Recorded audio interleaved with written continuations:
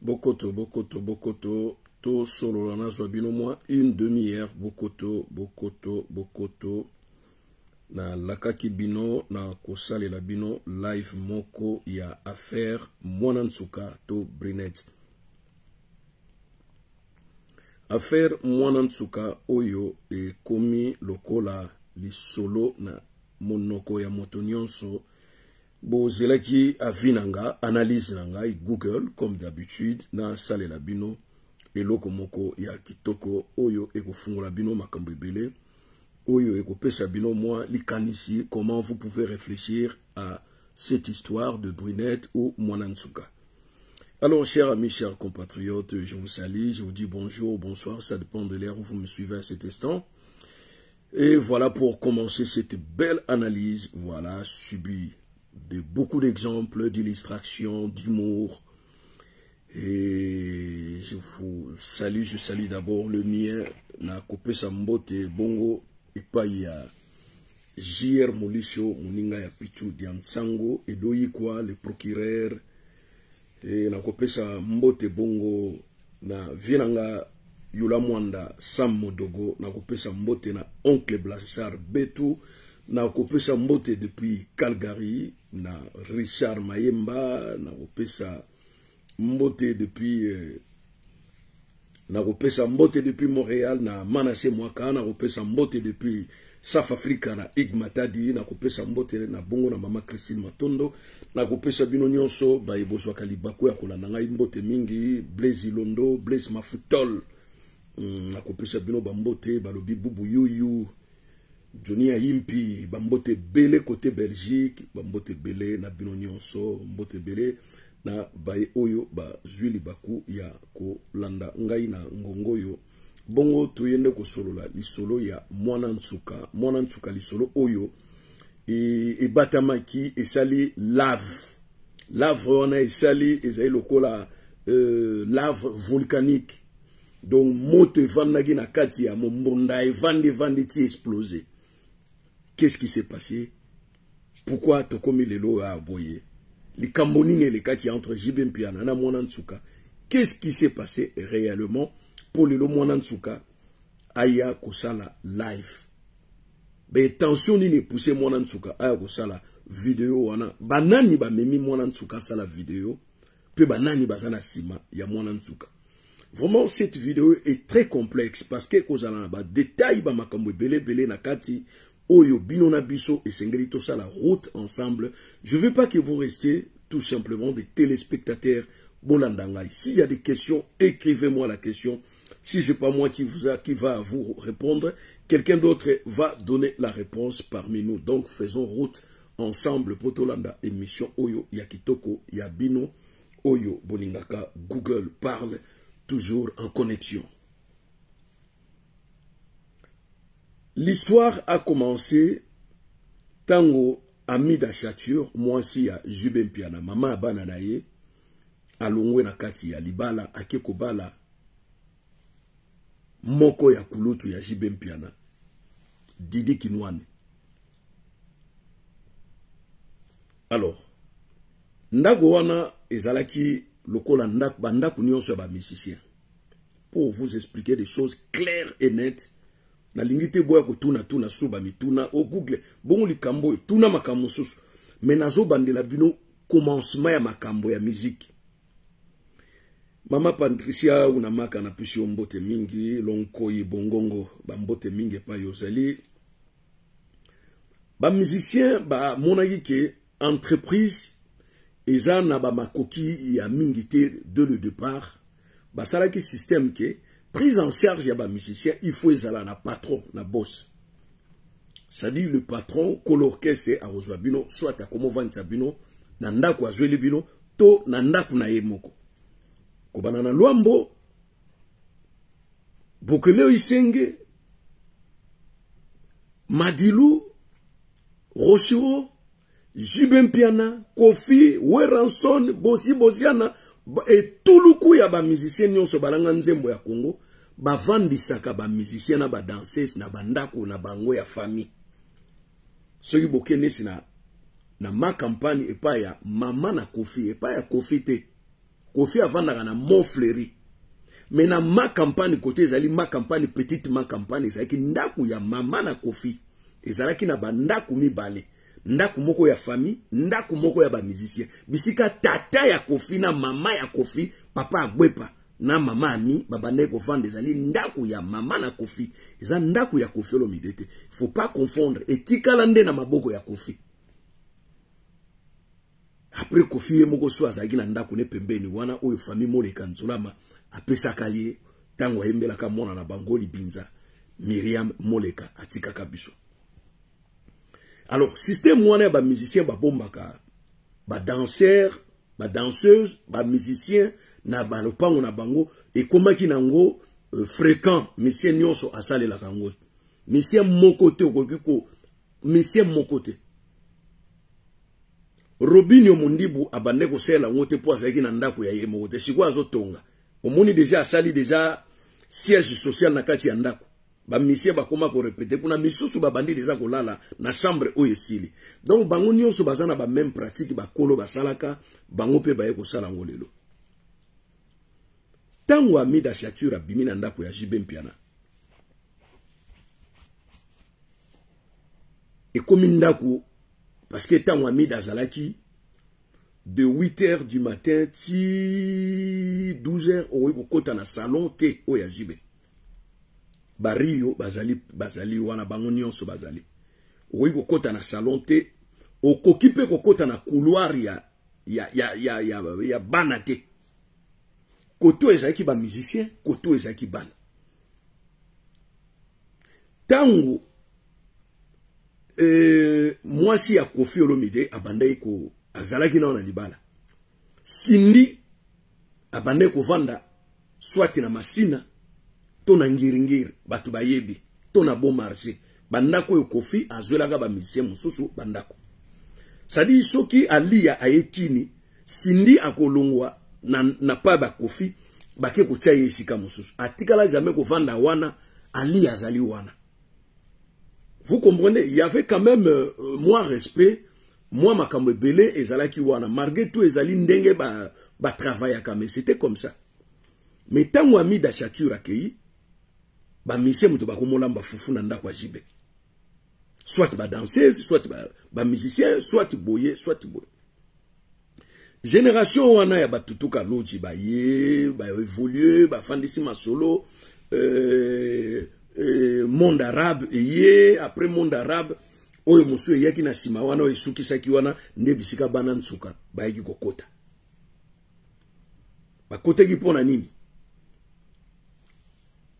génération wana papa Wemba a outi prison l'âme avec une grande école de danseuses et de danseurs na mboka Congo renommé ayiko bimisa génération moko bazo benga ba fioti Bola nanga bien, lambio, ayebo bimisa génération moko bazo benga ba fioti. Bazalaki de 16 ans à 20 ans. Ba fioti ba évoluer pendant 2 ans, 3 ans, ba epoto, ba palangani. Après ayeko bimisa génération ya mibale, oyo bazo benga ba nyonyo. Bango bazalaki de 12 ans à 16 ans.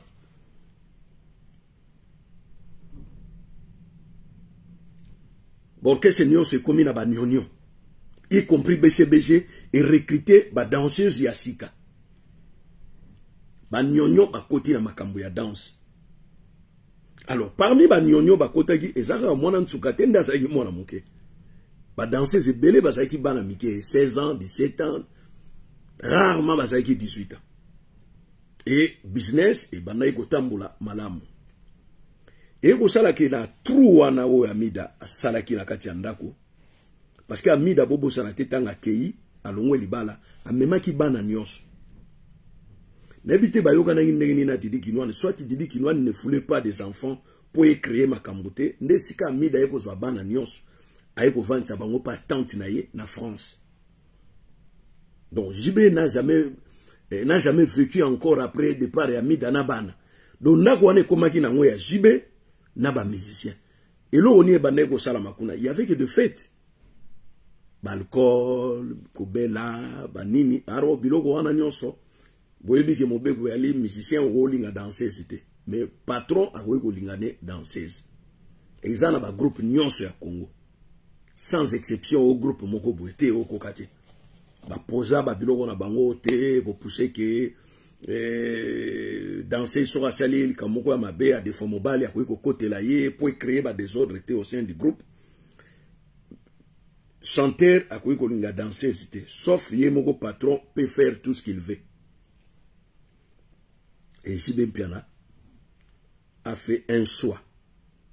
Choix à JB Mpiana, c'était pas pour s'amuser avec Mwana Ntsuka, mais pour que Mwana Ntsuka remplace Amida Sature. C'était le plan. Pourquoi ça? Na repé sabino ba astuce moko ya mike Amida na JB Mpiana bazane écart ya mingité. JB Mpiana est né en 68. Vous comprenez? JB Mpiana est né en 68, Amida en 70. Donc, Bazan avait carré à 2 ans. Bazan le roi a ami. Bazan génération Moko. Vous comprenez? Bazan génération Moko. Amida et JB. Or que Nabalouba et l'Oko a interdit. Bon, ils ont la même âge, était moi si la mobile. Et ça, là, que moi si, à la arrogante, à la moins obéissante, peut atteler la décision ya mobile et loko et pour ça Amida na jibe ba dispute ya mikolo nyonso ko swana baza ko bota ko swana matata ko c'était ça le problème d'âge. Et JB Mpiana présenta Mwana Ntsuka chez sa mère a dit mais mwana ya mukebo ya koyoka yo akosala nyonso yo lingi épouse la et JB Mpiana derrière tuna mission nyonso a BCBG Mwana Ntsuka komaki mwasi ya JB likango te copine te mwasi ya JB alongwaki na groupe ya ba danseuse akomi kovanda na chambre ya JB makambo ezalaka kala ke na salon boko kota te biloko nyonso wana ba restaurer yango et Mwana Ntsuka bakomi kobenga ye mwasi ya mokonzi na BCBG bakomi kobenga ye maire premier mwasi ya mokonzi mutu moko atikala su kobenga Mwana Ntsuka na kati ya groupe asate abina kasu te akoma kovanda tango aboti ba famille ya Mwana Ntsuka bakengeli babi olieza la projet moko ya long terme parce que déjà de part déjà Zamabe vu son âge et vu son niveau intellectuel de part déjà Zali mauvais départ. La loi congolaise ou le code de la famille n'inscrit pas à une fille d'avoir un enfant à bas âge, mais inscrit plutôt à une femme mineure de ne pas être mariée par un homme. L'âge légal du mariage, c'est 18 ans. Vous comprenez? Donc, loi congolaise, et si moi, si botate. So, au botinon à 15 ans, est allé. Au botinon à 16 ans, est allé. Ni en France, parce que dans le pays, ça peut être exemple à Batebele, ni qui mengana fali pour pas baboti na agini, na 15 ans. Na 15 ans. Ce qui est le ni qui a le bien porté pour fali plainte. Plainte vous arrêtez pour aboti ici. Non, bah vous considérez en côté, bah vous rejetez en haut. Plainte vous allez sur le rapport sans consentement à moi si pour aimer maïe na kobota. Ça dit bah vous classez en haut la caille à viol aux mineurs. Vous comprenez? C'est hyper important makambo na zolo banabino. Botia ngona mutu bo solo la te lokola bazuzi ya balabala. Bato bayaka na sentence moko kaka ko condamner. Mais batala ka procès te na mozindo nango. Na boito za la bazuzi ya balabala. OK? Alors, nazo tanga pe ba commentaire na bino pour essayer un peu de donner goût na katia et mission na biso kitoko oyo. Et tout le monde a bateau, de par le monde. Il y a ce qui, bon voilà, les gens me saluent, m'envoient des salutations, je vous salue aussi. Je vous salue, mais nazo quoi comme c'était.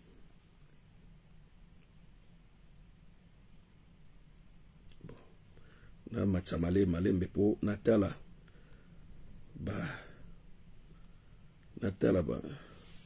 ba nini na bino bozo koma na moni susu commentaire mususu eye faut natanga kango parce que soki nazotanga te na okoka kozonga te. Voilà. Na okoka kozonga te. Bon, mutu moko atia commentaire na moni a effacer yango na ebité a effacer yango pona nini tanga yogi na lobi na tanga ba commentaire na bino alongoli commentaire. Bon, na otanga commentaire ya Jordan Moto na Nzambe alobi est-ce que ebalaki mwana wana juste question. Alors, a tuni question boy parce que batu mingi bayoka ka lingala ya bakanza te o eza penda ya bakanza. Alobi est-ce que ebalaki mwana wana, est-ce que mwana wana tango akoma ki pa ya jibe akomi kofanda na jibe akumbi mokumba babala naki to babala nite. Or que na auto sa question, la loi congolaise interdite à une femme d'épouser un homme à l'âge de moins de 18 ans. Donc l'âge légal ya libala pour la mwana mwasi c'est 18 ans.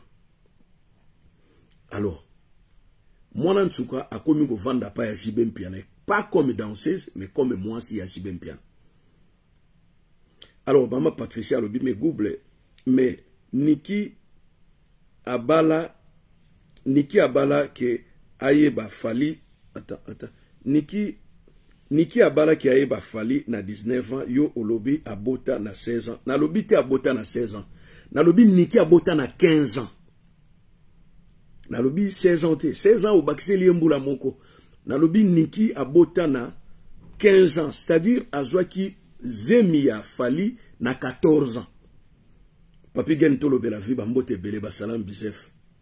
Et puis ba condoléances pour na texte ouais uti kotika biso.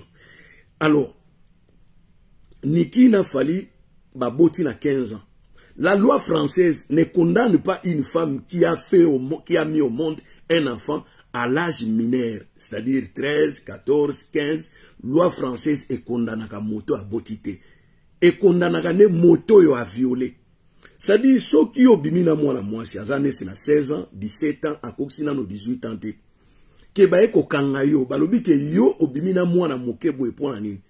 Mwana moke alobi ke toyo kana ki bongo. C'est-à-dire, babenga rango, accord par consentement. C'est-à-dire, yo okomi libre bako kanga yo te. Quel que soit abota, to abota te. Donc, makambo ezali selon la loi. Et non selon l'apparence, il y a batu ke yaza mukolo, yaza mwana muke. Non, selon la loi. Alors, mwana nsuka na époque wana, alongwa ki danseuse abina gali sauté a commis mère première mwasi ya Jibe Mpiana. Tangu aeko bota, Jibe Mpiana sali leeti nyonso makamu nyonso, a commis privilégié. A commis na mutuka, na chauffeur, na garde du corps. Bolanda li solo yo attentivement Jibe Mpiana tigala ko bete la bino angote. Il n'a jamais dit un mot na makamu makelele nyonso bozo sa. Jibe Mpiana a fait appel à la famille conjointe, c'est-à-dire ba famille à mwana nsuka. Jibe Mpiana pe ba famille ne ba ye, ba vandi autour d'une même table. Ba bandi ko discuter sur l'avenir ya mwana nsuka na mwana oyo Jibe Mpiana. C'est-à-dire Jibe Mpiana azakasuna bana te. Amida Chature azwa bana atinda pa tante na ye na France. Ndako etika la police, c'est-à-dire Jibe Mpiana a refait sa vie. Abandi vie asika, abandi ko bota lisusu. Vie asika. Alors le projet était un projet de longue durée. Or que famille wana tango ba ko zwa makamu na maboko habi donc mobali yango yo abotisi mwana na biso yo mutambongo yo mais to bongite. Moi bisika zabolo ayeko kota. On ne va pas pousser moi na bango na projet moko ya longue durée. Balobi o papa yo kopesa masanga ndenge ezalaka mwana loko aza moke obotisi ye elenge okopesa ntaba na ndenge obebisi moseka ya mwana okosala boye okosala boye okosala boye okosala boye okosala boye. Bon ba famille ya Jibe babi bon toyoki biso tokei to pesa date boye o tokoya kokutana. Alors ba famille tango bakendaki ba vandi ba étudier ba lobité o eza libala te. Oyo eza libala te, eza amande ya mabe oyo yo sali mwana na bango. Esengeli yo futa mwana wana. Eza libala te, libala basala ka boye te, ba bengi meme banzonzi ya ba Kongo. baye ba vandi babite ezali balate ezali amande nde ba kopeso na motu na JB. Tu vois bisika makambo nyonso ya molamu JB yaki na ona motu na ebebaki. Moi personnellement je condamne JB. Balobaka bolingo eza na agité, c'est vrai, mais actuellement JB mpiana za na agini. JB mpiana za na 56 ans actuellement. À l'époque JB mpiana za na ba 40. Vous comprenez, ba 40 et quelques.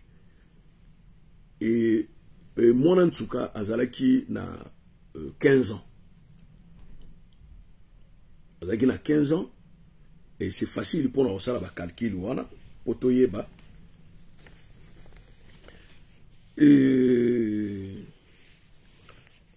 Mwana Ntsuka azalaki na 15 ans à cette époque.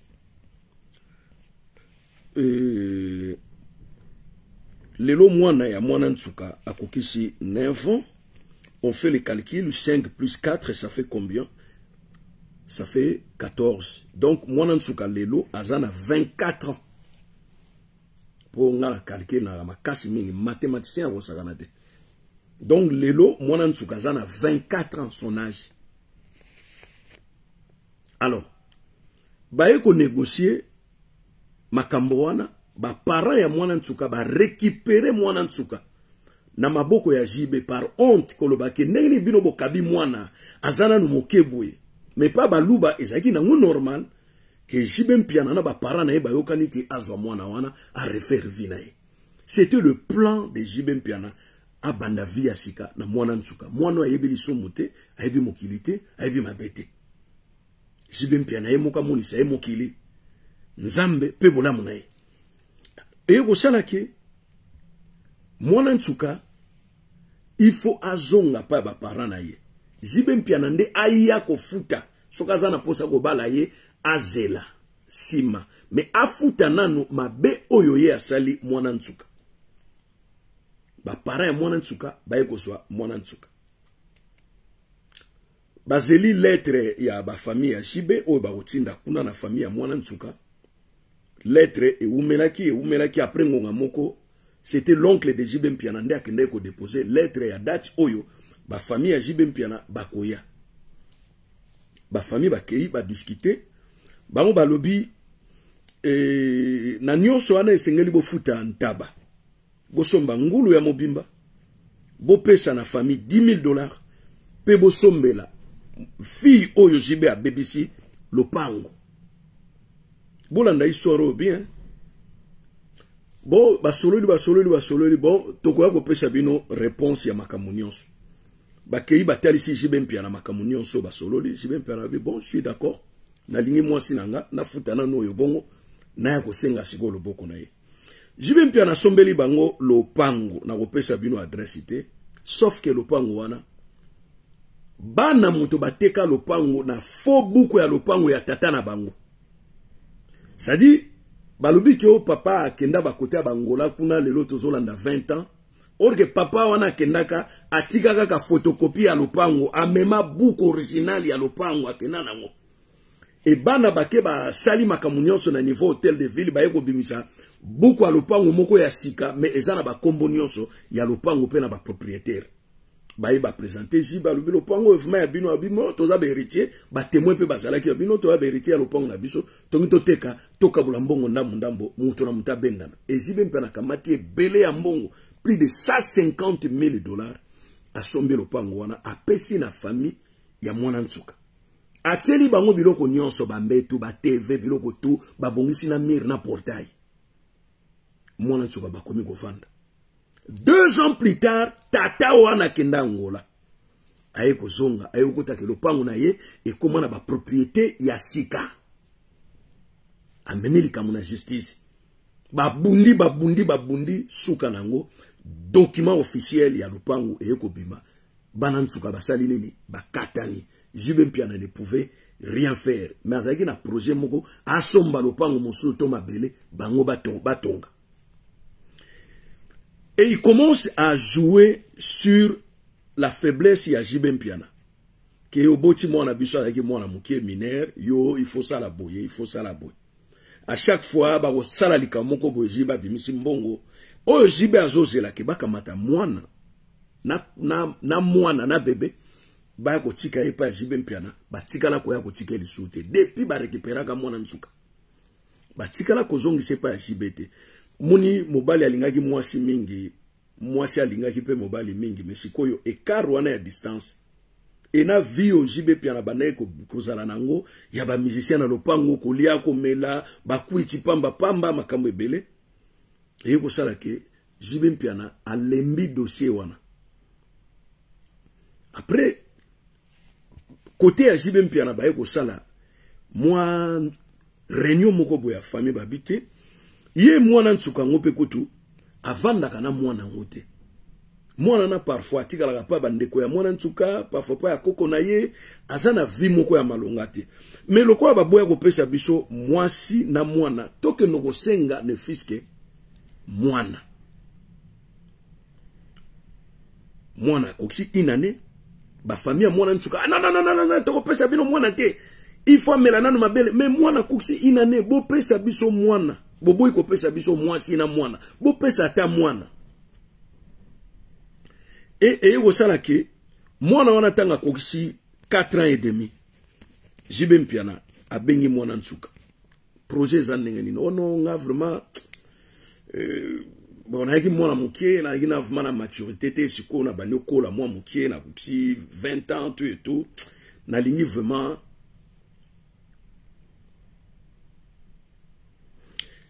Alors, Patricia Unamaga alobi, est-ce que Brunel, après Kobota, a zongelaki, Kobina na BCBG? Mais non!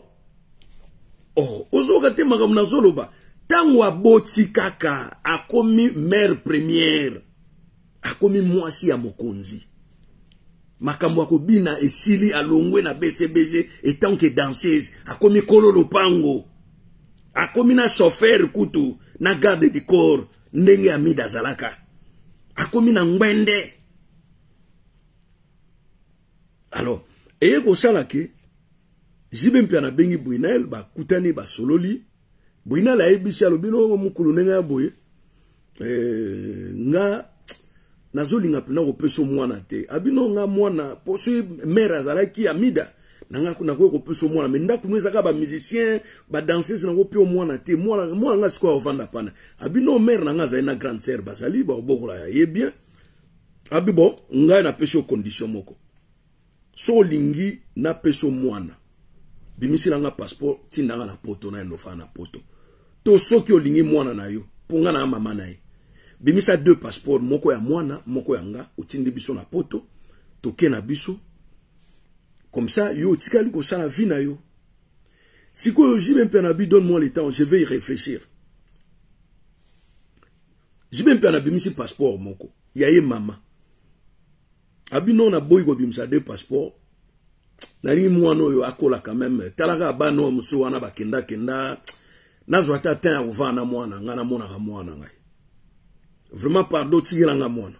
Na papa na ye mwana aza ya mama aza pe ya papa. Naza papa ne aza makila nanga. A convaincre moi si ayeko ndima. Wana mwana koksi 5 ans. Mwana ayeko ndima. Abige bon, c'est bon dans ce cas. Yo selanga li solo na tambola nanga. Comme ça yo tika na mwana obogola mwana yo. OK d'accord. Abimisi pe Brunel passeport azwe lié po moni kalezaki. So bimisi passeport ezana no vierge il faut zana visa moko boya mboka moko azwe lié visa ya Chine lo azaki pire master ya ambassadeur na biso azana Chine ba bimisi lié visa moko ya Chine bateli na passeport mais visa wana ba bimisi ki te po ye Brunel akende Chine te ezaki po et comme ça passeport kilo. Vous comprenez l'histoire.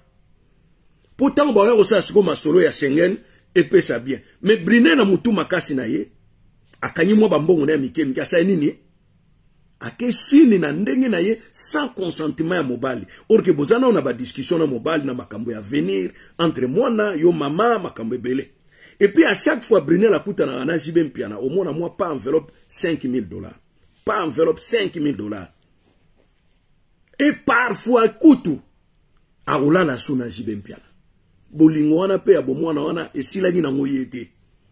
Et JB Mpiana aussi a bané au tala siko que moi ici habité Johnny ni peut so à grataka pembeni makambebele moi na commis déjà aux hommes na coli on dirait afungami déjà et commis sous insécurité pour l'avenir ya JB Mpiana. Alors Patricia Magalo bini abi google. Alors oui ba vidéo ezali ya Brunel azobina na BCBG vérité ngana yebité après ko bota na ye ba vidéo. Ba vidéo nyonso ezalaki wana tan basali album ba ke ba tourner na ba Gabon ba zongi oyo wana ke après ko bota na ye azongi sous BCBG ko bina. J'en doute fort. J'en doute fort mais na ko vérifier nga za nga muto te na boya ba information na ko vérifier. Pour Brunel yemo alobai ke JB Mpiana pekisaki kobina atikala so kobina te. Naza na vidéo na tiaki na page na nga soko olandi yango ibandeli tisuka. Elle a témoigné elle-même que Papa Chéri a payé ça qui est Kobina au sein de BCBG. Et puis, à tout ça qui est. Alors, il peut y avoir qu'il y a des vidéos, il y a des concerts, monsieur Betaki, na bangongawa, na bazalaki, zalaki nano, bisoto mona yangote, bon, voilà. Vous comprenez? Alors, et ko sala nini? Et ko sala que Brunel a voyagé à Chine sans consentement à Mobali. Et Papa Chéri tanga bengi mais ozawa pe ono na Chine oh mais ona ebisa yo kotsama kono kuna te visa wana ba pesa ki ezala ega po evimbisa passeport ezali te po yo voyager o talanga nga je m'ennuie boyena boye c'est ni pesi Papa Chéri kanda et pesi Papa Chéri kanda abise fozonga na mona yo na kini bo mobali yo azo selo ba jalousie ko lingate okende boye est-ce que azana intérêt te katina yo tandis que yo so pesa e mwana comment nous libre mais asela oka moi ba jalousie moko keibo. Le problème c'est quoi? Le problème baluba banata on ba fandaki ba sali ba calcul moko boy Brunel sur qui te faire voyager na poto et qui a boti po soit comme na poto a umelate a umela kututé yo mpese na ndako basoso do 3 secondes lekebele soit comme na poto a boti bana ya Brunel wa ko bota ba kozala baleki ya bana ya JB Mpiana ba ko bénéficier assistance pe makambo ebele ya bana ya mwana ya JB Mpiana et lo wana d'abord famille on bana ko lingango te premièrement famille on bana ko lingango te lo wana et deuxièmement projet zalaï qui écoute, il faut Brunel azonga na ndako ya JB Mpiana comme moi si na ye. Boye même ba famille ya ba Shekoko ba yaka. Ba kamata mwana na bango ya mobimba ya moi si ba ye kopesa JB Mpiana babi oublie cette femme. Mwana ya muluba ye zo atiana JB Mpiana boya alobi non ego simbate. Alors le tisi mbuya alobi Google ngana lingina yeba JB Mpiana na mwana wana ya muke na kitito eza bakis. Alors Laetitia linga yeba JB Mpiana kobimanes na mwana ya muke bongo ya 15 ans 14 ans ezaki ba kwiti to eza mo bakisi moko we ba mission pe basala rapona ba makamu na bango. Alors il faut yeba que chez les baluba na baluba nyonso sans exception babala ga mwasi likolo ya 16 ans te so lobi c'est faux na oye biso ga te amida babala e pa JB Mpiana zaki na agini ine mwana mukete JB Mpiana bota na mwasi moko na kotanga kombo te si abala mwasi wana pasara eka mwana moke ndenge ka bozo mona basi nyonso JB Mpiana bota na bango mon côté azalaka na 25 ans. Si c'est faux, allez vérifier. Basi nyonso JB Mpiana bota na bango, il y a aucune femme qui avait au-delà de 25 ans. Si vous doutez, allez-y vérifier. Muluba balanga mwasi ya mukolo te c'est impossible. Le baba lubo ba bien bibi na bango, il calcule pas mais vrai mulubo azanaka ta kasai. Moi, si à 13, 14, 15, 16 ans. Et ça, la histoire, il y a avocat. Bah, il y a avocat comme il na munene na mote. na mokokoli. Ma Patricia alobi nini, alobi tuza na siècle nini. Tenga na oloba makambo ya 2024, yo kansi na oloba makambo ya mvula ni. Nazoloba makambo ya 1915 te, nazoloba makambo ya 2024. Soki ozu mpepo siko okiti na mbushimai. Lupatapata. Echimbelenge. Kananga. Kabinda. Bamboka nyonso yo kotambola na Kasai kendo tala ba mabala oyo ezosala makuna bazobo mantaba bazosala ba cérémonie basi bazana ajinine ngai muna tindio Jibe Mpiana za villageois te quand même kutu ba villageois mso baza teti balinga biloko wana te ba luba kutu ya Kinshasa nde oyebi cosmopolis moko ezali donc je moko boye basala ezali structure moko bien fermée kaka ba pona mande okoyeba makambo lekaka na kati même chez les politiciens ndo mona ka ba mende o malanga ba boshabu wana ba copine na bango nyonso ba leka 17 ans. C'est moi qui vous dis avec preuve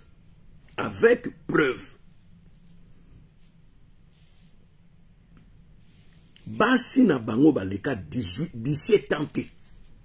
Ba politicien nyonso wana monaka.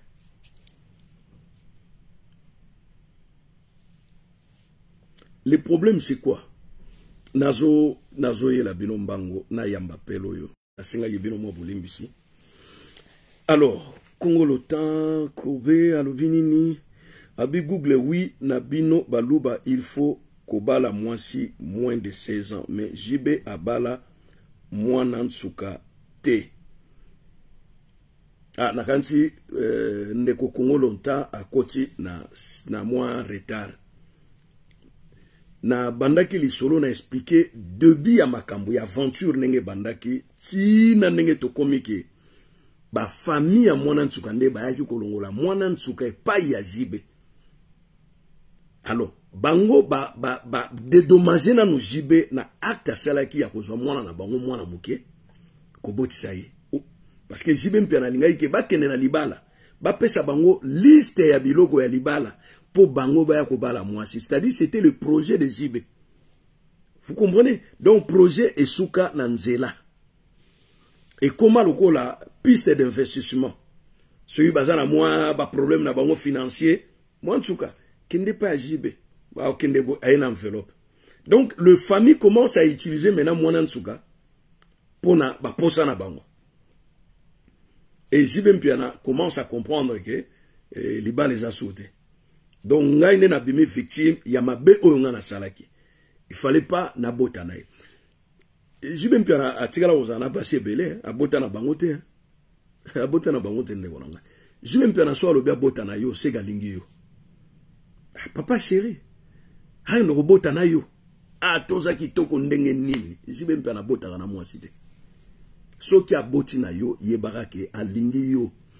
Alors mama Patricia bakisi moi motuna alobi Google Brunette batikala kovanda ndako mokote batikala kovanda ndako moko te na Jibe Mpiana. Si avanda pa Jibe Mpiana na ndako oyo Amida Shatir azalaka. Soki bozana temps na osala appel moko enregistré na obenga mwana mai moko azana BCBG. Ayaga ne pe azaka na Belgique mais azana BCBG. Na tout na ye moi quelques questions na tinde la bino. Na messenger me bo publier en ngote po azonga mutu mabete aye bisoke Brunel penda 1 an azalaki na kati ya ndako ya Jibe Mpiana 1 an une année zemi wana nyonso ti abotaki nde aye kozonga pana bango et non abokolaki zemi pana bango. Il y a des choses différentes. Alors et kosala ke Jibe Mpiana akomi koyoka mwa beko akomi na boye akomi na mobali boye akomi na boye.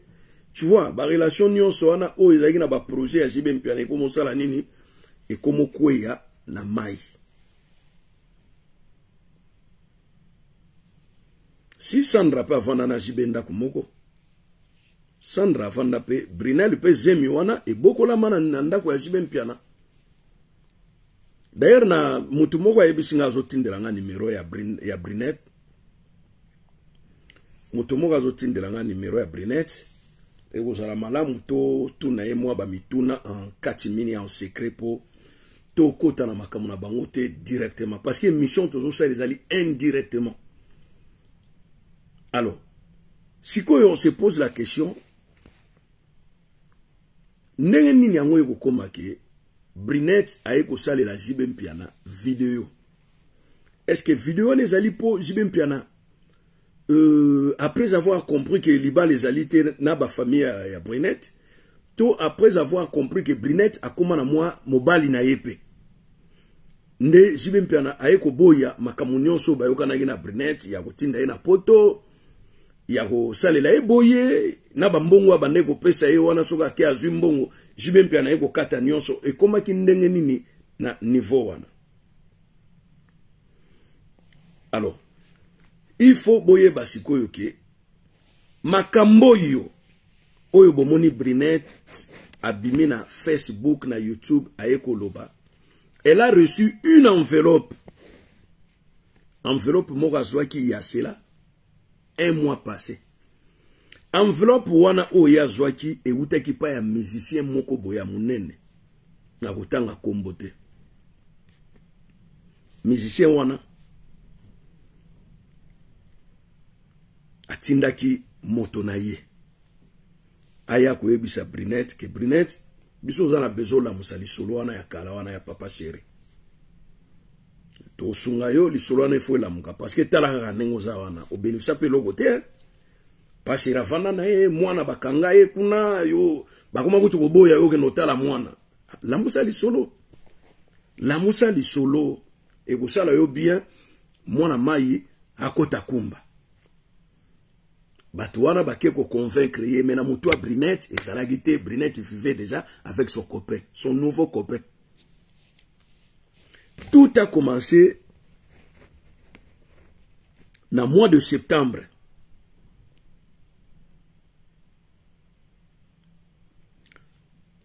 Maman Patricia Nazakoya boyo ka histoire moko boye zali wana scénario moko basali n'a rien à voir na makamba JB Mpiana ya kobota na ye ya lelo tokomi wapi eloko nini lekaki n'a rien à voir ba vidéo mingo bomoni ezoleka na Facebook ça date 6 ans déjà. Il y a aucune vidéo récente. Ngai munazolo banabino il y a aucune vidéo récente que basali lobby basali lelo. Ba vidéo nyonso bozotala eza ya kala. Na oyo grande série ya Brinet azolobela pona leki na ye ça date des années. Alors, nakoye osiko na laksabino, jenini salami wana na kati wana. Tout a commencé au Congo-Brazzaville. Un certain Faustin, oya memaka kombo ya Kofi de Brazza. Faustin est né à Brazzaville, grandi à Brazzaville, de parents congolais de Kinshasa. Donc, Azana est moto ya Congo-Brazzaville. Et n'a jamais été kinois. Faustin tanga yo komema chapeau wana, casquette wana ya kosala personnage ya Kofi de Brazza à travers Kofi Olomide. C'était bien. C'était bien, humour, tout le monde l'aimait. Y compris Yemoko Kofi Olomide, abanda yo kosepela nango. Mais c'était le faux moment. Nde oyo Kofi de Brazza ayoko créer personnage ya mibale na kombo ya Cindy. Donc le Kofi Olomide azalaka Kofi na Cindy, il faut qu'on crée pe deuxième personnage ya Cindy. Pour esa la sikoyo yepe kuna za na couple Kofi de Cindy, Kofi et Cindy, côté ope Mopao et Cindy. Or que eko tombé na époque moko o il y avait une guerre médiatique entre la famille Kofi Olomide na famille Alia. Donc Kofi de Brazza ayeko koma lokola deuxième moto yo azana sima ya Alia. Parce que komi Cindy yagana tobeta mo eloko moko boya beti pe Cindy ngombata na sima boye pa moi fessé. Or que côté yo na Kinshasa Kofi Olomide akomaki friste. Akomaki na méchant moko ya kosakana te mais moi na mobali on a tikela ye personnage wana ya Kofi de Braza asalo elingi ayeko tiela ngai sindi na kati nengeni. Et c'est Kofi qui appelle ses avocats. Et il a même demandé le droit du veto, il y a président Sassou et sa première dame Ngoli pour naba kanga Kofi de Braza batia na prison. Ok, il y a beaucoup de gens de l'autre côté de Brazzaville qui n'aiment pas Kofi Olomide. Baye ko s'opposer na biloko eloko ango ba bimisi pe ba avocat ba mbongo ebele pour Kofi de Braza akende prison te. Alors Kofi Olomide azalaki na concert na ye moko boye singeli asala. Concert wana bango batindi mbela ke concert wana bako boycotter yango coûte que coûte. Kofi Olomide ne va pas jouer au Congo Brazzaville. Et na ngonga wana Jibé Mpiana, qui ne savait même pas, et l'on connaît les autres qui Kofi Olomide na Kofi de Braza. Jibé Mpiana, azalaki na ba problème mon côté na Brinette. Il y avait aucune histoire. Azalaki na bien, avec un contrat moko ya munene abeta na Congo Brazzaville. Alors bato yo balinga ko boycotté concert ya Kofi Olomide. Ba yesiko na sima Jibé Mpiana, papa chéri, yo za le bienvenu. Yo ndoko beta. Yété. Vous savez, Kofi Olomide a eu des problèmes depuis longtemps na Jibé Mpiana. Na betela bino likambo nini oyo qui est ennemi à Jibé Mpiana na Kofi Olomide et kota pona nini. Tango wana Jibé Mpiana bana ne wana ya basi. Basaki na ba 12 ans, ba 13 ans. Kofi Olomide azana piscine ya munene na kati ya lopango ne. Ezalaki ke bana Kofi Olomide soki ba uti poto ba ekini bana Jibé bayaka bakomi ko sakana souvent Kofi asukula na piscine na bana na ye omona pe bana Jibé Mpiana baye bazo sukula bango nyonso. Mais Jibé Mpiana n'était pas au courant que bana ne bagena ko sukula pe na même ata azaki au courant et ngoko sana ngwelo côté. Mais avant d'aka boabi Joana et ozala ke touchaka bana nanga ayebisi bana na à partir d'aujourd'hui ce boye so ibana Kofi baye bonda ko sukula so na piscine wana te. Moni samedi moko yebisa ba copine na bino baya to ko sukula. Oh non papa na bango pekisaki bango baya ka suko sukula na piscine te. Oh Kofi Olomide mbala moko abangi akamwe. C'est vrai Jibé. Bon c'est bon. Et comment Jibé azoya boye Kofi azoya boye ni Jibé apesa Kofi Olomide mbote. Donc problème moyo Jibé na Kofi Olomide ba kabwana ba kuma binemi ezanga kombo kaka Jibé mutayebi yango. Donc ezali ba intention de penser makanisi lobanzo na mutu. Des fois ya sala kabana ngabo a partir le bana baki na asu kunate. Et osala ke Kofi na Jibé balobana kati. Mais Junior Mpiana tanga utaka poto ayaka na kini asololaka na mwana ya Kofi Olomide Didi Stone. Une seconde s'il vous plaît. Les okota kota bapé les okota bolimbisanga likambote. Alors et ko salake o siko to komi pena na conclusion. To longwe na introduction, développement, siko to bando koma na conclusion, hein? Alors ko salake Kofi Olomide apekisi pe mwana na ye Didi Stone alobisaka approchaka susu Junior Mpiana te. Donc ça siko conflit comme familial entre Jibé na Kofi. Mais il y a vraiment rien dedans. Ce botuni Kofi explication moi malonga ezate, ce botuni Jibé explication moi ya malonga ezate. Mais ça la nini? Ça la ke na makambo yango. Na makambo yango fali pour patanga beti concert na eba concert na ye tourner na ye aye nde aye okuta recrutement moko esalamaki ya plusieurs danseuses entre ba danseuses mwana Ntsuka pe azana kati. Vous comprenez? Alors mwana Ntsuka azana kati sikoyo ye fali ozo mwana Ntsuka nengeni et olega nengeni na jibempiana parce que qui dit mwana nsuka o nyonso jiba banego pimela ye ki komema ye na poto siko fallait osala nini fallait komema ye na poto.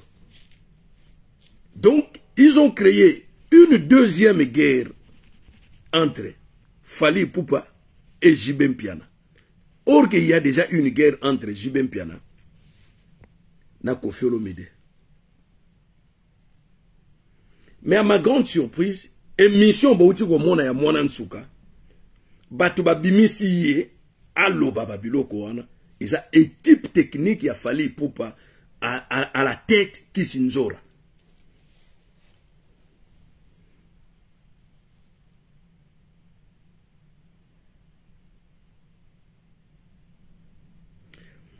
Alors, ceux qui ezali Jibempiana, Soraya na ye, to Daïda na ye, mwana moninga vraiment mawate ya solo. Alors, nalingi kozala zuzi ya balabala te, to nangina zala contre JBT pour JBT, nangina zala juste au milieu du village. Ok? Moi, je condamne fermement ba pratique wana. Na utu ebisabino basali ya nzambe bazo sala yango. Banganga kisi bazo sala yango. Le politicien n'en parle même pas. Mais tout ça, ezaka na bana o bazana ba niveau à faiblesse. Ça dit parfois papa azala suna ndaku te, parfois maman akufa, parfois kola pa bakoko, parfois donc bana nyonso wana bazana soutien ya sécurité familialité, baza ba proie facile ya batoyo ba ponagate. Vous comprenez? Baza ba proie facile ya batoyo ba ponagate. C'est-à-dire mbongo on dirait eleki nyonso na mokili. Succès on dirait eleki nyonso na mokili. Dignité humaine, humanisme eza soute na mitema ya bato ebele. Ato Jibempiana salaka ya kolongola mwana nsuka bilamba. Yoka mwana nsuka zaeki moseka vierge. Ayebi mibali te, ayebi pe mokili te. Ato Jibempiana salaki ye. Jibempiana koyi kolimbisa mobali moko te akosala na mwana na ye Daïda.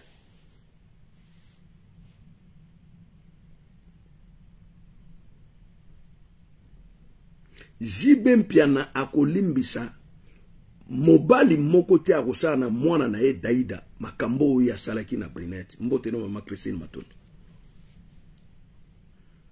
Mais bouti komona honorable Bochap 69 ans na kati hôpital na Afrique du Sud ake kotala mwasi aboti mwana azobima kutu ata mabele te miliki ezate mwana moke Bochap nazobetela bino lisola Bochap.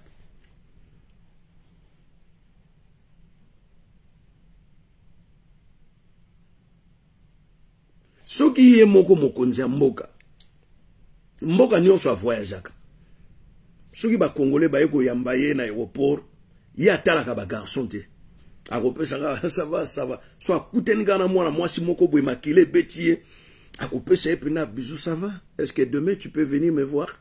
Allez tiens, si tu viens tu m'appelles, j'envoyerai quelqu'un pour te récupérer. Ok, tu vas bien, tout le monde va bien. Ye moko mokonzi aya na Allemagne à lokoti, ake na Turquie à lokoti, aya na France hôtel nyonso alala kala ngana mwana mwasi. Bongo mboka ya ndengo wana vous croyez que bateau muso bazo sala mabe justice ko ikolandela bango?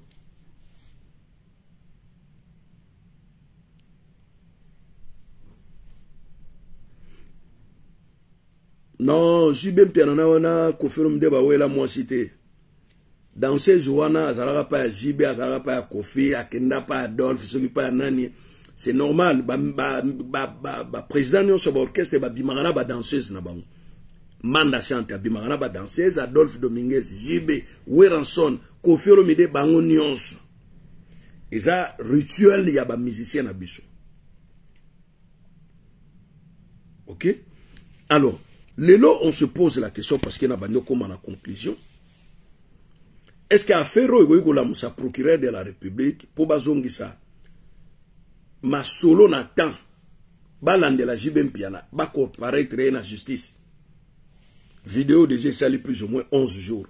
Si c'était le cas, procureur déjà alingaki ala mosa dossier oyo. par procuration à l'andela JB Mpiana ba interpellé. Mais lo mo salamité. O biso tozolo batuzaka lokwa bazuzi ya balabala. Toyaka pona ko condamner. Mais toyaka te pona ko sunga pe moto ya zali victime. Est-ce que cagnotte et salami pona mwana nsuka? Est-ce que ba décision nini diaspora zui pona protection ya mwana nsuka? Est-ce que bozui ba décision? Ba décision nini ya minene otozui?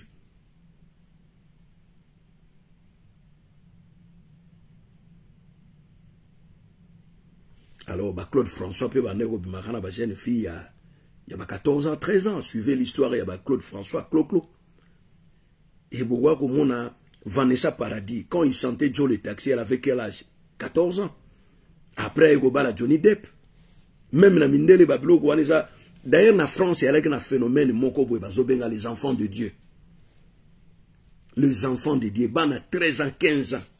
Bami kolo ya ba 50 ya bazobima na bango na ba chambre na bango ya ba homme pendant 1970 et ko katanaka na 92.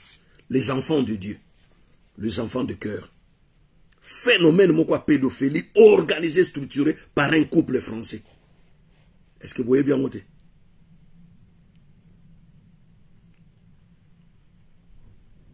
Yé moko to procureur de la République a des fois copine na yeli kwasi na ye azanga mwana 15 ans.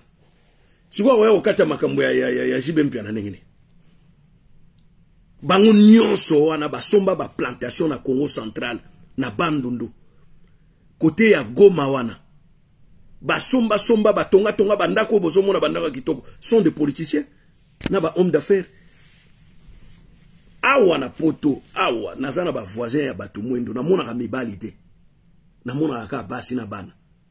Et basi moko ya bana mike na bana bakendaka na bana na ba classe. Mais ceux qui ont approché au kaka mobile naza colonel, mobile naza ministre na Congo. Mais na calcula ka bango te. Kutu yer moko na lataka baso bulenga on dirait moi américain moko boyaza na ba vacances kotoyo gentleman moko metant ba mona sko style ya ba cravate ya ba français ba yo comprendre que tipo ya rozala soit ibuta outremen ou bien congolais.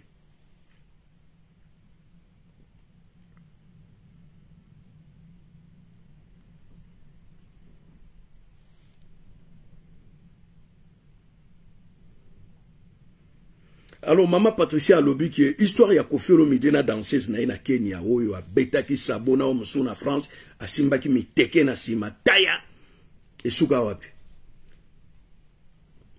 Histoire nano eza récente, eza ya Pasteur Cass. Lelo Pasteur Cass, azu moi si na yete. Est-ce que moi si on a bakse les 5 ligolo? Alors, biso, et l'ogezo bomape biso ba Congolais. Ceux qui muta kouyi na libulu, toza mbato ya liboso ya kuganga, muta kouyi, mais toza makasite ya kudinda na libulu, to kubwaka singa, kupimisa mutu wana kouyi na libulu. Biso ba Congolais, wane za défaut. Wane za li défaut munene. Ya omoni ngai ba débat mingi zoleka na ba TikTok, ba YouTube, ba Facebook, na zo kota ngote ka kokodiko. Parce que ça va débat moko subi d'émotions et de sentiments. Moto a didi na libulu. Nini to sali poto bimise na libulu. Non. Momone muta didi na libulu. Muta didi na libulu. Soki maiza na kati akufa au bout de 2 minutes, 3 minutes akufi. Siko biso batuto moni nenga dindi tozo sala nini. Tozo sala nini siko pona mwana nsuka. Biso. Poto na kendagi boy siko na komozong sa flèche boy vers nous ba proposition nini ba association minene zawe kenda lokumu yebana etombo mana lokumu nini oto sali poto saisir justice na Congo et tant que partie civile nini oto sali pona mwana nsuka sikoyo on se pose des questions ne mwana nsuka ye mokazu briquet apelisi moto yo epela nanu te. Est-ce qu'à vous avez audience ya JB? Toi, quand vous avez mwana na ye wana. Toi, quand vous avez mbongo JB Mpiana bana ko pesa ye à chaque fois. Po eloko yo bakisi nzora basali ye ba mema eti na media asa l'émission wana. Est-ce que eko futa ye mbongo ko somba ndako to eko mema ye na poto? Ça sont des questions qui nécessitent une très belle réponse. Dans tout ça, au lieu de tout ça, il y a balabala. Au bapé ça, il y a faute à l'ikambo. Baïbi moutouna makolote. Donc, tout ça doivent avoir des questions et des réponses. Tant on a aussi l'émission, Google a contre Mukulu. Batu nyonso ba iba ginengwana mais tant ba mona ki nazana nga netre batu mi ba sepeli kutute to zaïga soki 100 combien de personnes en ligne batu ba mo kita bango moko batu nyonso ba iba a Google ozala contre Mukulu tant ba yo mona nazana nga netre nazana ni contre Mukulu ni pour rien pour ngam na sala ki vidéo ya liboso ya sorti ya album ya balle de match. Vidéo ne fouta mbongo ebele na YouTube. C'était la seule vidéo au Yoba Congolais Basala qui a eu autant de vie. Beaucoup dans la plateforme ya Shrek Ndondo. Yemuto a publié ka vidéo na Shrek Ndondo. Bon, moi maïnanga yaza ne chauffeur à poids lourd na logistique. Moi maïnanga to zara na eba angle mobo to kutana. A Google ne ni na ko to na zoya. Donc voilà, on a ba maïnanga. Après, c'est mbote mingi na Pasteur Condé depuis Washington DC. Mbote nanga mingi na Richard Mayemba depuis la grande ville de Calgary. Et nansi année on a osa na année on a décembre on a osa ba congé nanga na juillet na osa congé de bana ba okende vacances bango moko nga na otikala on a profité ba congé nanga. Na décembre na kosala moi tour moi mokie na ozana 4 villes na États-Unis na ozana Austin na ozana Colorado et puis na voya New York et puis Washington DC avant na nokosuka na Montréal et Calgary. Donc na ozala sala ba côté kuna na mois de décembre na za mois ba makamo boye ils aussi nganga moko il faut na sala sur le terrain. Voilà, donc je crois bien que ça va bien se passer. Bon, alors vous allez me dire que me Google dans tout ça. C'est quoi yo? Yé mon antuka gagné nini na makamboana. Et puis, j'y même piana pense quoi na makamboana lelo. Nabi ke biso toza ba zouzi ya balabala. C'est-à-dire on est de faux juges. Le juge de la rue. Otoya aga pona ko condamner. Bonga so isko botuni a vinanga na olobaka batia jibe na prison ici nango boga sina olobani et ba pratique wana bandeko nanga ce n'est pas seulement de la pédophilie ezali bateau bazana secte ba bengaka talisman. Vous comprenez? Bless Niabala lobi yo uzana Austin bongo le Dallas. Au Simba, to bon ça va programme sur to comme la fin de l'année. Donc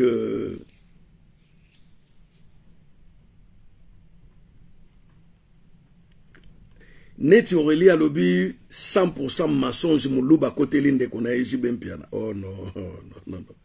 Tina oloba maramba ba condamnation sur JB Mpiana ozo kangate. Ngabi si c'était moi.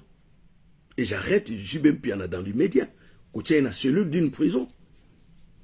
Et on a zolu ba ke bateau bazaka na ba pratique wana mingi ba jeune mingi oyo bazana ba pratique mingi bazana secte moko ba bengaka. Secte wana et singaka makamunyo se fait à la gêne et à la sika. Et tu verras JB Mpiana la tarelamba moko mbalami balete zaka lati et sili ya sika. Et JB Mpiana wego bimana mwana mwasi ya mokolote. Il faut mwana mwasi azala mwana moke. Soki lolo azana mwasi yebaka ke mwasi wana za mwana moke. Et il y a des politiciens, des hommes de Dieu, bango nyonso bazana kati ya secte wana, baza ko détruire ba vie ya ba jeune fille ebele, po ba jeune fille mingi bazana ba condition ya faiblesse. Papa zate, des fois maman kufa, des fois vanda pas koko. Il y a des fois bazana azana ba parents mais vie sociale ya malonge zate baliaka mbala moko na mokolo. Babiloko nyonso wana eza ko justifier faiblesse ya mwana mwasi po azala proie moko facile et pas un moto yo azali très dominant.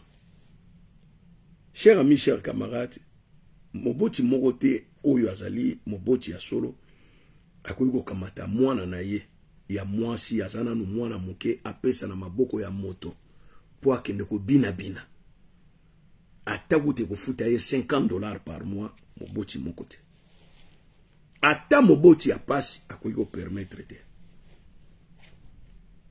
Ça je vous dis vrai nde wona ngai ko sagana mwana te mwana oyo boti na pasi zo kolisi na ba condition yo lingeli omoni ngai bana bakendaki anniversaire ya cousine na bango et komi kuna o bakanga bango basuki o basala boy bakoya lelo te batindi lettre o baksela bango 2 jours mais 2 jours on ngana ko mona on le voit 20 jours et je ne permets pas à mes enfants bakende hier même 3 jours na dinga bango te bongo sikona ka mata bana na ngai wana na ndo pesa pa JB oyo presté déjà comme une grande fille na ndo pesa e pa JB vous en a place nanga ngago tout même na école o mwana boya zokisi mwana nanga il faut na mona parents na ye malgré l'école est convoqué ba parents mais nga il faut na mona ba parents na ye. Je ne joue pas à cela. Na école na collège na lycée ba yebi déjà ngai que c'est l'enfant de monsieur Lobouélé, ne joue pas. Son père est comme ça, ne joue pas. Koyate ko yaza jeune moko makaso beta mona nanga likofi na libum. Yaya na ya ko corriger yo comme c'est doit. Chez moi ça joue pas. Et tu appelles la police, j'appelle la police, je dépose une plainte, to kei na justice.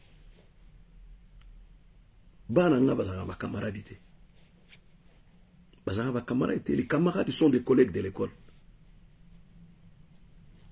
Personne ne viendra sonner chez moi, oh non, papa, on vient jouer avec tes enfants. Non, non, non. Ils ont tout ce qu'il faut. Et na sarakabe fort bazala na nyonso esengeli. Et puis bazo kola bazo kene ba université à minene mbala moko. Ba ici, ils peuvent décider leur vie après moi. Mais lorsqu'ils sont encore dans mon toit, je resterai toujours le maître. Et très radical, Nabo. Ça y est, c'est fini. Sko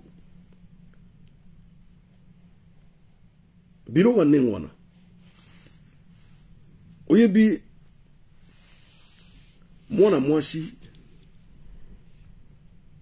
aza être dominante par sa pensée. Quand tu aimes une fille petite, sache-le bien qu'elle va te rendre petit comme elle. Yo so mwana mwana mwasi ya mukolo olingiye akwa mukolo non yenda okomiso mwana muke. Elle va te délabrer, voire même te rendre pauvre. Elle va te faire aussi des chantages. Yango te tozo mona pa ya mona nsukana jibe. Parce que Sougi a besoin vraiment que azo ba solution na ye pa JB. Elle allait lui écrire. Même à Tazo soit un rokota kunate kokome la JB.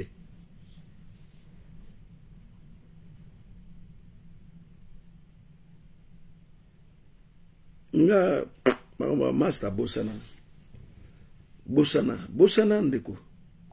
Oya wonga camarade ya mwana na yo rien. Moi j'ai suivi un documentaire sur le footballeur Mbappé. Bobé Takaka, la mère de Mbappé parle. Bolanda mama ya Mbappé makamboazolo ba sur mwana na ye. J'ai beaucoup aimé cette dame. Et puis là il comprendre makambusu ba lobaka oh non Mbappé a collé na ba parents ba divorcé alors qu'ils ne sont pas divorcés. Moi sinon mon bali baza toujours ensemble. C'est mieux il faut que tanga mingi kolanda mingi makambo beleke ko yokaka surtout na monoko ba congolais. Monoko a bololo. Congolais azana monoko a bololo. Pe ko zana matoyo te e yoka liloba sambo. Litoyo e yoka liloba sambo. Litoide. Litoye be. Litoye be. Ba okomi soka wala mamo abelisi mwana kituntu. Lisolo nyonso ya Congo bololo komi elengi na litoyi na ye. E pakola ye boye esi apakolaki. Fina ye boye esi afinaki. Gumba ye boye esi agumbaki. Solution pezo yate. Napeki saki yoko bimana linga kite to kabwana. tala lelo yo ko pesanga pasi na motema ye. Mpokwa lelo yo, mpokwa ya makambo ima, biso nde silence o lelo na zangi maloba. Ngaboy bazuzi ya nzela ba ko pesanga ifote ya likambo yo. Yebi mutu na makolo te. Biso bikongenga ngo pa unité. Est-ce que c'est vrai que ba pratique wana ko sila na mitwa ba congolais? Je crois pas. Kende na ba mboka rwa ba manianga na ba seke banza. Omona ba jeune fille ba uti ko sukula na rivière. Ba ko zonga ba ko yembaka ba nzembo na Kikongo. Bazana ba 15 ans, 16 ans, 12 ans, bazana bana mike na mikongo na bango bana ba mie ya ya ya ye bana ba mie ya ye bana ba mie ya na mo bakoni na mitu na bango bazaza na ba bebe na mikongo na bango ba mimi basali nkata ndenge bango mo ba Kongo ba benga kan nkata kene na mwene dito ofungula munoko bwe bana ya ba 13 ans kuna kutu. C'est encore pire parce que Mibali, basana ba 50, ba 60 ans. Ce n'est pas ba garçon ba 25, 20, Mibali ba koko. Basi baza ba 15 ans, ba 16 ans, ba 17 ans. Parce que bango eloko ba Mibali mingi ba lo bakango. Que mwana mwasi soki azana moke azakana moto mingi na nzoto na ye, moto wana ekomisaka Mibali bilenge. Ce qui est scientifique, ou ya salaki théorie, wana zana mokilinga na kobomaye. Au contraire, une jeune fille tue un homme âgé. Une jeune fille tue un homme âgé. Ce qui est na mutuka. Mutuka no wana moteur ce qui est koufi. Komekate kosomba moteur ya sika pour remplacer na mutuka na yo. Donc na mutuka, na moteur ko sala nini? Eko kufa. Parce que vitesse, vibration, oyo moteur ye nango. Karakasi ya mutuka eza su na makoki wana te. Kende na bandundu, na bulungu, na mission beno, na nka, na kikwiti. To yepa ya baboma, na mushipentane, mumpe sole, bambala 1, bambala 2. Oye na mbandaka. Okoti ti na bwende kuna na collectivité ya Ouensens, kende kutala basi oyo babalaka. Nazoro ba 2024.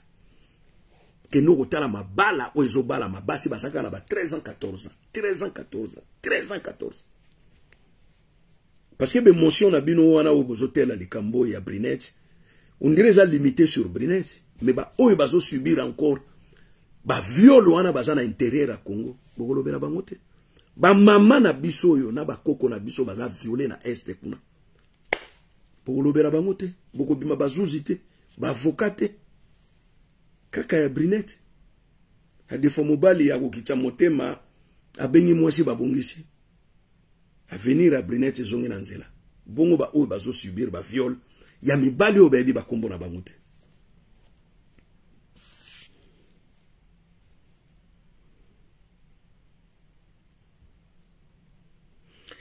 Alors Congo le temps courbé alobi nzembo yo uti ko yemba wana eza ya biso ba Congo. Eza ya biso ba Congo 100% ne Congo ba manianga si na gira ba Mr. Bela ba manianga yo na gira ba Mr. Bela ba manianga na matonge soki to kenesi na lopango na bango omona mère na bango ya munianga awosala ba pondo jardin na ye awosala azoyemba banzembo ngana yeba ba nzembo Bela ba manianga bana ba mie ya ya ye bana ba mie ya ya bana ba mie na yeba ba nzembo Bela. Et puis l'église catholique to banda ko sambela 70% ba nzembo ezalaki na Congo. Nga sika ku nzembo moko boye ezalaki na tango ya kotia makabo ya kotia ba dona ba dime l'église catholique. Yahvé, Yahvé, faut fungula la maboko bo beti okangi. Nzambi nko kila yangalala nazolo. Après banze muso ezalaka akala bo mwana pe banze muso ezalaki mfumwe yamba makabo ya kimenga na mono tala maboko na mono ya ukele pamba après mfumwe banze momingi to anoye ma l'église catholique au moins que ozalaka na yo kokene na l'église catholique te wana ko comprendre mais la langue Kikongo a été dominée sur tout le plan. D'ailleurs okomona biso na kini code de la route nyonso ya chemin de fer ezaki écrit en Kikongo. Au moins so komi na matete batie lio flèche bo nzila zulu donc nzela ya likolo ezaki na babloko ebele bakoma na Kikongo chemin de fer nyonso ya Onatra na Kinshasa. Alors biso le watu aki batia Saint Joseph catholique ya Matonge donc ezaki banzembo moko donc voilà. Donc voilà nga eloko na wego senga pour na Brinette aza la perdantité aza na deux options pour aza la perdantité na histoire aza na deux options soit à traduire JB Mpiana na justice parce qu'il a commis des gens majeurs soit à l'ouki terrain d'entente ya yena JB Mpiana na miable pour aza la perdantité ameka kotia makambo yo te na maboko ya basuzi ya balabala au grand sœur na ya lobi boye bati kaba chantage wana ça ne ramène que la haine et la violence parce que mai ici est sopani sikoyo nani abobeta na Congo na Brazzaville entre JB Mpiana na Koffi Olomide chantage au pe Koffi Olomide lobi ke Koffi de Brazza banda ekoloba pona Sindi e banda ko sala Sindi pasi Sindi banda ko lela donc comme histoire ya Jada Smith na Will Smith siko ba komoluka cross nini o ba ko beta mbata donc ebimi ye moko Faustin Koffi de Brazza ke ezala na monoko ya Koffi Olomide nde aya koloba na TV ke d'ailleurs Koffi de Brazza kuta zaka kinois aza zairoi bosko balia bateke wana bamboshi wana na balari soki bakeko yo biso to considérer lokola mwana na biso nzoko zaka na yo zairoi ba betie banzete bambeli akufi Koffi Olomide yo kolobani obe mukolo azoba yo tende muto oya na ba discours wana komemela bato. Alors bon na Google siko point de vue na yo salinini Brinette amema JB na justice pour cause ya Brinette esunga pe ba fille mususu bazali na même cas ya ba violation wana na ba kolo etant que baza ba mineur pe ba ignorante. Alors point de vue nanga egozala vie justice ya mboka na biso eza passe pour Brinette azwa gain de cause lelo justice est koufa et mwangana. Justice est mwangana. Brinette a l'occasion d'attente na JB Mpiana. Atika kosala ba vidéo wana. À qui profite les crimes. Ezaka ya moto azotindaye. Voilà, chers amis, chers camarades, chers compatriotes, le peu que j'avais à vous dire. Une très belle analyse, beaucoup d'humour, beaucoup d'illustrations, beaucoup d'exemples. Et je vous dis à très bientôt pour un nouveau numéro. Ciao, ciao.